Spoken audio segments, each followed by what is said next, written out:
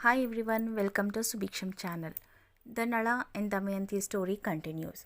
Now the gods in Nala, everyone are ready to attend the Swayamvara. The Swayamvara ceremony was started at the appointed hour. All the princes took their seats. Now the gods came to know that Damayanti's plan is to marry Nala only. So they started to do a trick stating that everyone should look like Nala and to be seated very next to him so that Damayanti could not recognize the actual Nala.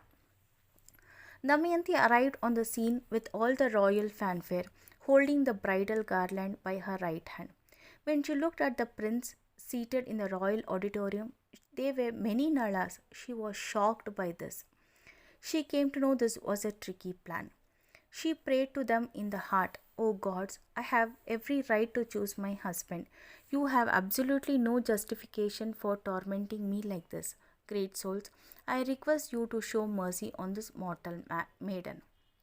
Immediately, the gods were pleased with her prayer, and she started thinking about how to find a original Nala. Then she was very clever enough. She started using this trick. The eyelid should be there. Non sweating bodies are gods, and tiny drops of sweats found on the cheeks will be the original Nala because he was a human being. By the small trick, she started finding out who would be the original Nala, and she found out that at last. She did not waste the time anymore. Damayanti fastened the bridal garland around Nala's neck. The Brahmins chanted the Vedic hymns. The marriage of Nala and Damayanti was celebrated with royal splendor, blessed by the Brahmins. The gods conferred on him great boons. Indra said that he would be personally present at his sacrifice. Agni, the fire god, promised him that he would be at his beck and call. Varuna, the water god, and the Vayu, the air god, also blessed him. The couple departed to Nishada and lived happily. When all the gods were going away on the way, they saw Lord Shanidev coming to Swayamvara.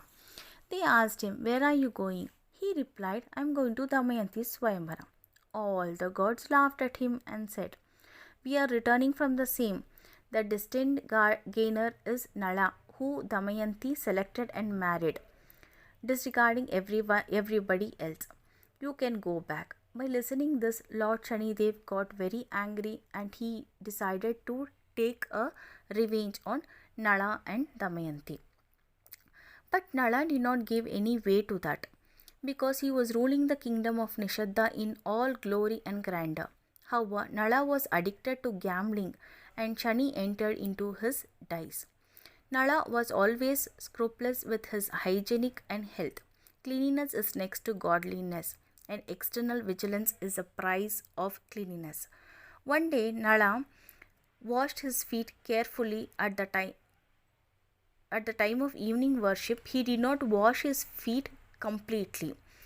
Then, this is a good opportunity. Lord Shanidev gained a foothold in the body of Nala. He started entering into his foot. King Pushkara one day invited Nala to the game of dice and Nala accepted the invitation following the Kshatriya Dharma. Nala, prompted by the power of Shani, inside him gambled away all his wealth and kingdom. Damayanti, anticipating the outcome of the gamble, sent her two children, a boy and a girl, to her parents.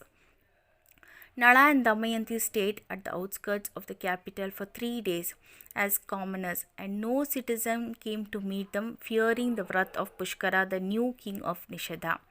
The former king and queen had to subsist on water only. Nala saw two birds with golden wings perched on the grass nearby, and he threw his garment over them for an easy catch. But the birds flew away, taking the garments with him. The birds told Nala from the air, We are the dice taking the form of birds, and we have come to take away your clothes. Nala then shed Damayanti's clothing, and both walked and came to the crossroads. Nala said, This path leads to Ujjain, this road goes to Vidarbha. What we have to do? Damayanti said, Let's go to Vidarbha and stay with my parents. Nala replied, No, I have no face to go to Vidarbha. You please go to your parents. At least you can be happy there.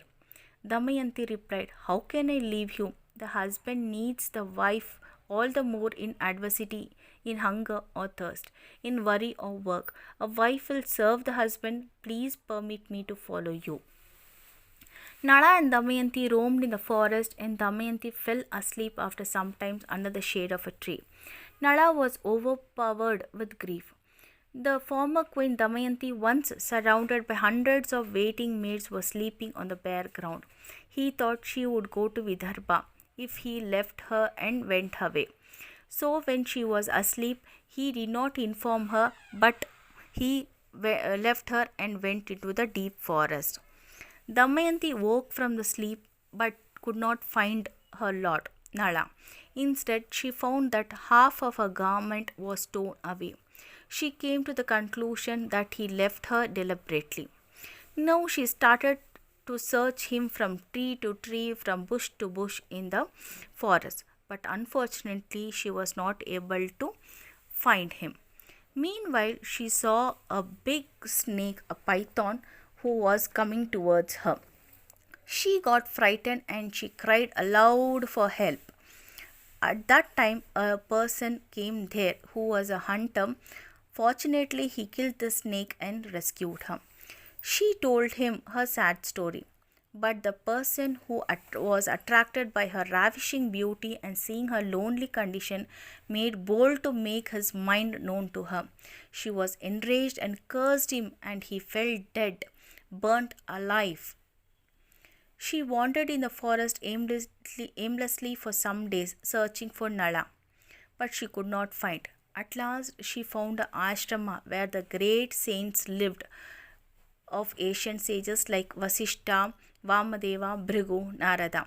She inquired about Nala. The saints received her with due hospitality and learnt with sorrow how misfortune dogged the footsteps of a noble king and his devoted queen. They were convinced already that almighty destiny could degrade a king into a beggar or elevate a beggar to an emperor. They consoled Damayanti, saying, We have seen with our minds. Do not worry. You will be united with your husband after some time.